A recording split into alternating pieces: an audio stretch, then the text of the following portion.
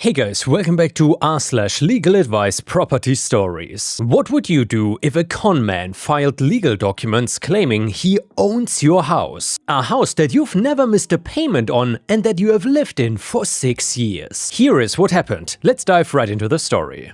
And the title story is from r/Legaladvice and it is titled Stranger Claims He Owns My House. So we live in New York City, if that helps. We were just away on vacation for a week and came back home yesterday. When we returned, among the other junk mail, there was a letter from a law firm for a person whose name I'd never heard before and directed to our address. It said something along the lines of, "We've received notice that a foreclosure action has been filed against you. Please call us and we can represent you." It also listed the names of the 2 people involved in the lawsuit as well as an incident number for the county clerk's office. This letter is not an official letter, more of trying to drum up business for the law firm. We returned on Sunday, so we were unable to get in touch with the county clerk until this morning. This morning we called the county clerk's office and they said that there is a lis pendens filed on our property, not a foreclosure. We said, how can this be possible? We have never missed a mortgage payment and have lived here for 6 years. We had a title search and checked for liens when we purchased the house,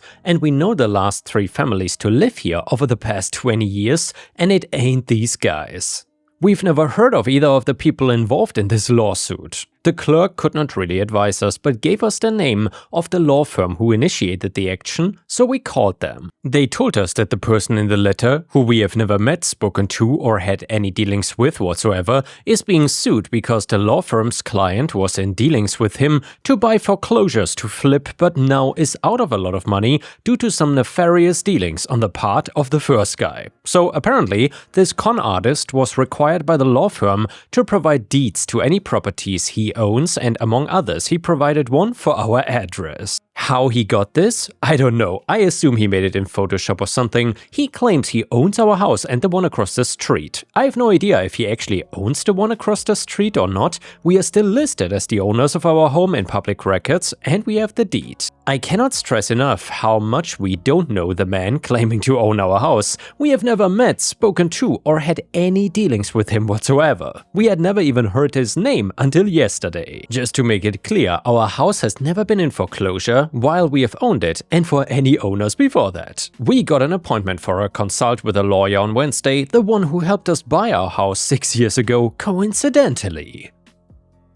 But I have no idea what's going on here or what this guy hopes to gain, how big of a deal this is or how complicated this will be to fix. Any guidance or advice anyone can offer in advance with our meeting with our lawyer would be very helpful. Thank you all. Edit, hey all, thank you so much for the guidance. Figures that the post I made about potentially getting screwed is the one that takes off. So here's some information based on everyone's comments. The chance that this guy has a legitimate claim to our house is around 0.0000001%. Only a Sith deals in absolutes, so I don't want to say the chance is nil, but this guy is a known con man being sued for conning someone else. Also, I looked up his name online and apparently he keeps creating new real estate companies to fleece people out of money and then escapes into the night. He's done it at least 3 times that I can find, based off dismal reviews of his real estate companies. Unfortunately, I cannot speak to the people across the street because that was a flip that hasn't been sold yet. He may or may not actually own it, I have no idea. At this point, we are not personally involved in this lawsuit, our property is just associated with it.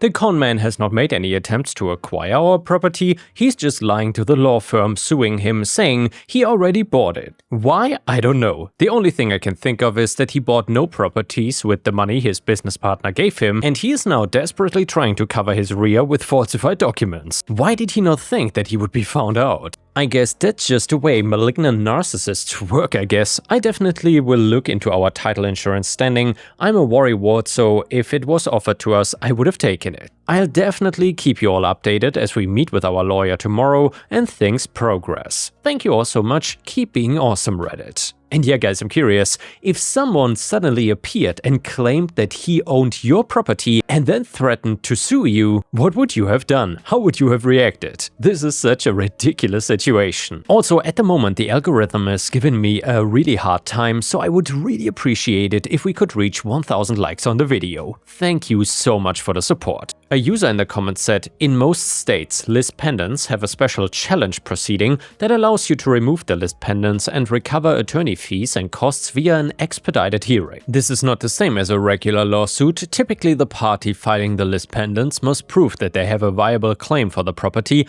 and the court will set the hearing via the motion calendar versus a trial calendar. Basically, it will be heard much sooner. You should hire an attorney to begin this process ASAP. Please don't expect that any law enforcement agency will do anything to help you or assist in any way. If it turns out the law firm and/or client who initiated the list pendants did not have probable cause or a variation thereof, states have different terminology, you can sue them for abuse of process or directly ask for recovery of fees during the list pendants challenge proceeding. Take this seriously. Clouds on titles are a big problem if something comes up in your life and you need to refinance or sell. You don't want to be held up for 3 to 6 months trying to clear title under the gun. Comment number 2. What type of deed do you hold for the home? What type of deed did he present to his law firm? And what's the date on those deeds? If you've received a warranty deed, this is probably gonna be pretty easy and cheap to fix. If you received a quitclaim deed or similar, it might be more complex because there may have been a legitimate title holder somewhere out there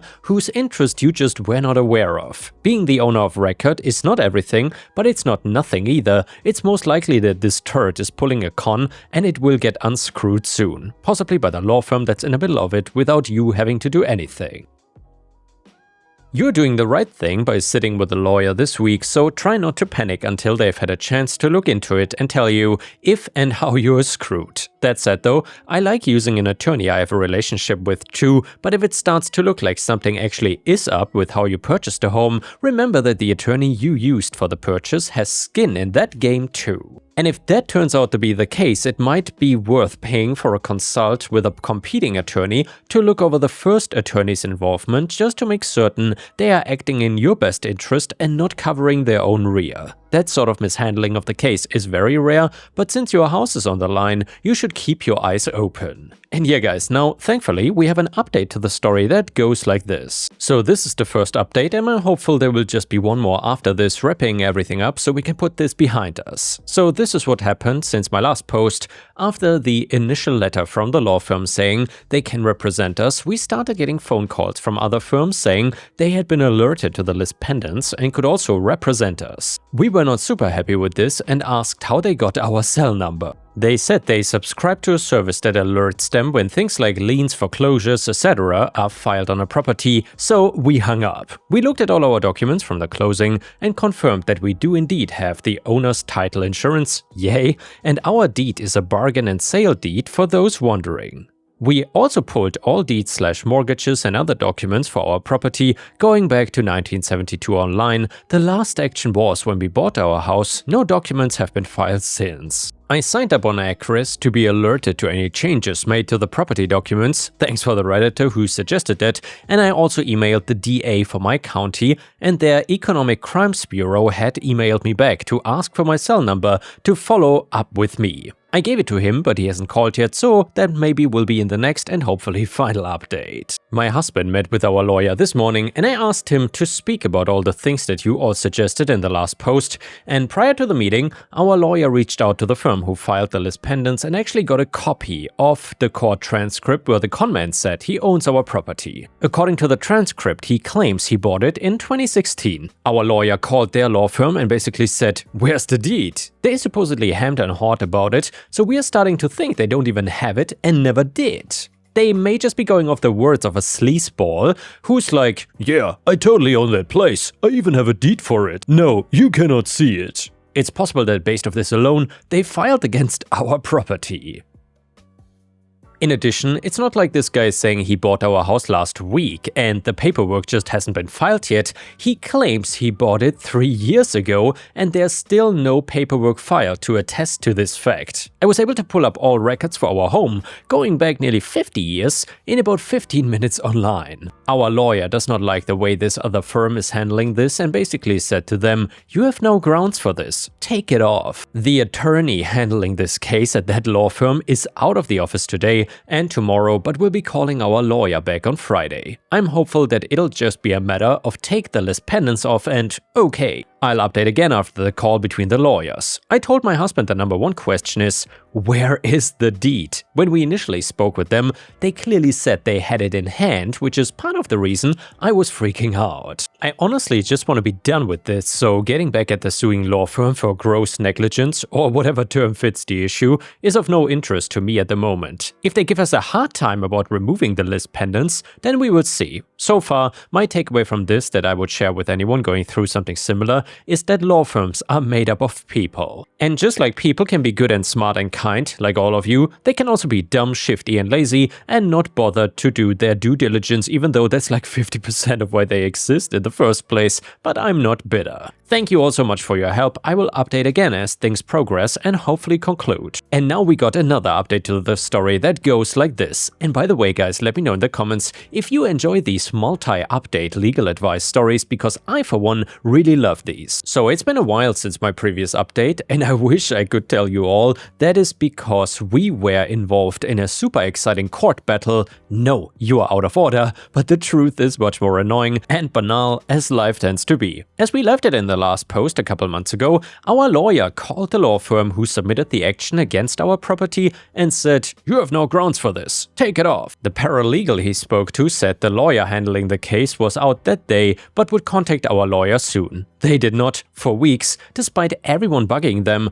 they were very disinterested in resolving the issue. Color me shocked. In the meantime, we are getting junk mail from law firms and mortgage management companies at least every 2 to 3 days saying they can help us with this issue we don't have. The notices start to be addressed to us personally instead of this other random guy who said he owned our house. This displeases us. So then I start keeping a little pile of these letters next to the stairs with copies of our mortgage payment notices from the bank, just in case. This goes on for a while, long enough for my initial anxiety to fade into more of an situation. Until yesterday. Our lawyer finally got a response to his email from July where he outlines everything and attached a preponderance of evidence showing we continue to own our house, and their response is, and I quote, "We will remove the action. Period. No good afternoon, no sincerely. We will remove the action." A shard of an email after weeks of worry. So, with a whimper, we got what we wanted. Obviously, we will continue to monitor everything until they actually do what they said they will, but it is a load off my mind. I wish I had something more exciting to tell you, but it seems in the legal world, exciting means bad. I hope that if any of you face a similar situation, that reading this can help you figure out how to resolve it. And the next one is a fantastic story from r/malicious compliance, where people conform to the letter but not the spirit of a request. It is titled, "It is on the house." So when I was 18, my first job was at a new ice cream place that is known for making and mixing their own ice cream in shop. Very popular at the time, not sure if they still are, I haven't had it since this incident 11 years ago. My manager was only 2 years older than me and everyone that worked in the store was relatively young, so you can imagine the politics and the way things were ran. Lots of favoritism and whatnot. I informed my manager 4 weeks in advance the dates I needed off as I was going on a trip for my birthday, put in the request and got it approved. Everything went as planned. I enjoyed my couple days on vacation, and my first day back there was a weird feeling in the air, like something was gonna happen. Little did I know it was to me. So we had a staff meeting the day I got back, which seemed to be centered around this new rule that even if we got time off and it was approved, we were responsible for making sure our shifts were covered. At this point I know they were not talking about me because I gave him 4 weeks notice that I wouldn't be there for those 3 days. He takes schedules a week in advance, so he had plenty of time to figure it out. Well, the meeting ends and me and one other person were scheduled to open. I noticed that a new person and my manager stayed behind as everyone else left, but figured he was training. My shift was going well until about around the time I needed to go to lunch. A family of 6 piled into the store and I began taking their order. Out of the corner of my eye, I see my manager in the doorway of the connecting back room giving me the "come here" finger. I apologize to the customers and tell them give. I gotta grab an ice cream flavor that was not out from the back. I get back there and say, "Hey, what's up? I got a big family, I gotta finish and then need to clock out for lunch," which he saw. What the hell could be that important? Then he had to interrupt. Well, it was him firing me for not having those 3 days covered. I couldn't believe what I was hearing. Basically, he said I was being let go because even though I had gotten approved for the time off, I needed my shifts covered. I didn't understand why I was even on the schedule to begin with if I had sent in the time off and told him 4 weeks in advance to avoid this situation in the first place. I knew he had messed up and probably forgot, as I had seen him do that in the past. He told me to finish up with the family and I could leave. I was beyond pissed but put on my fake smile and went back to finish helping out the family, and wouldn't you know it, it was their lucky day. They all get upgraded to extra larges with any mix-ins completely free. All 6 of them on the house, compliments of my manager who just fired me. I clocked out, collected my tips from that overly happy family and have not been back since. In hindsight, I should have probably made a bigger deal because he is the one that messed up, but the look on his face when I gave away all that free ice cream and told them to thank him for it was priceless, plus that job sucked. And now let's move on to the next story. It starts like this. So many years back I opened a little beach cafe. Soon after I noticed a gap in the market where a lot of places were selling food but nobody was selling alcohol. I later learned it was because the approval is not as easy as it looks and it involves a lot more inspections and all of that. Still, I passed through everything and my beach cafe was now a beach bar. It was a hit and I had a ton of people coming to get food and drinks.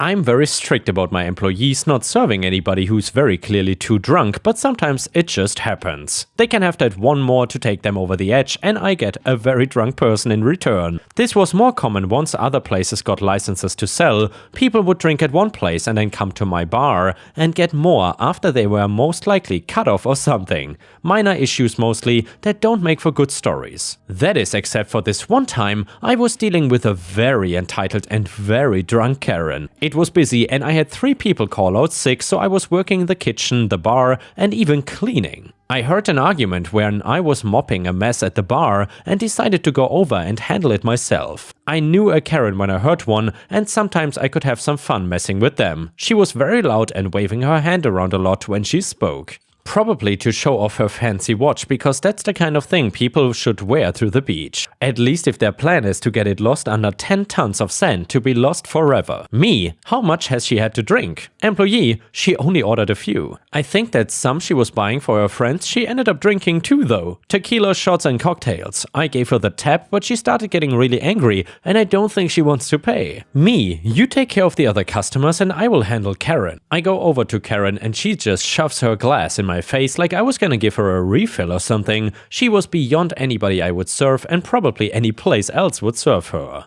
Especially with that crappy attitude. Me, miss, I think you've had enough to drink. I need you to pay now and go sober up. We can even give you a cup of coffee on the house. This is something I offer to most people that seem to have had too much. I don't really get a loss financially from it and people seem to like it. Karen, what I need is another drink, but the people here are useless and don't know who I am. Me, I'm sorry, but we cannot serve you anything else no matter who you are. Karen, you don't know that I'm a VIP. The owner gives me a discount and all of you grimy workers don't seem to get that. Okay, I was about to demand payment and kick her out, but I really wanted to see where this was going. I never met her before and we did not have any kind of VIP status. I asked her about it and let her give me a drunken ramble about knowing the owner and being an ex-girlfriend that he never really got over. I guess don't tell my boyfriend that. Anyway, also I found out after probing and trying to get her back on track that her discount was for 100% off and she didn't need to pay anything. She then devolved into insulting me and turning from a fun drunk into a very mean one. Something I actually expected from her, since she was an entitled Karen after all. My limit was her trying to insult other customers and act like she had the power to get them all free drinks. Me, I'm the owner actually and I never met you in my life. You need to pay your bill now and leave. Go sober up, go party somewhere else, I don't really care. The police have had to be called several times when people get too drunk or simply don't want to pay their bill. Karen did not yell more or try to run off without paying, which is what made her different. I never saw a drunk person this coordinated before. She first took the glass and threw it at my head, shattering it. Then she jumped over the bar without falling and started punching me. 2 guys had to pull her off of me and even then it was hard to hold her back. She was screaming how I was scum and trying to scam her that she was gonna make sure the owner was gonna hear about this and I would be fired. She even used the frickin' cliche line of, "You will never work in this town again." And once the police got her in handcuffs and I gave my statement, including the fact fact that I wanted to press charges,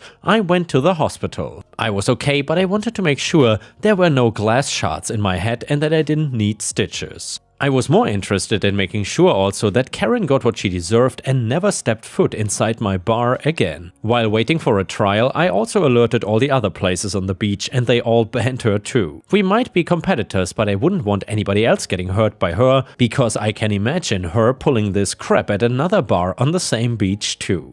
I don't know how long her trial was, because I only came in for one day to talk about what happened, explain my injuries and swear that my security footage was true and not tampered with. Apparently her side was trying to get rid of the video as evidence, claiming I could alter it to make her look bad, which didn't make sense with all the witnesses that also saw her attack me and my hospital report. Actually, just now writing this, I don't know why she went to trial instead of just pleading guilty. Maybe this is just on TV, but I thought that you could get an even smaller sentence if you admit that what you did was wrong. Maybe even blaming it on being drunk could have caused her to just go to rehab or something instead of jail. My guess would be that the entitlement is just as bad when she is sober. She was found guilty for assault and battery and got a pretty light prison sentence. That also included, though, mandatory AA meetings while in prison and after she got out. To this day, though, I still have her up on my wall of banned customers, as does every other place on the beach. Even if she just wanted food, she was not gonna get it, and that's perfect to me.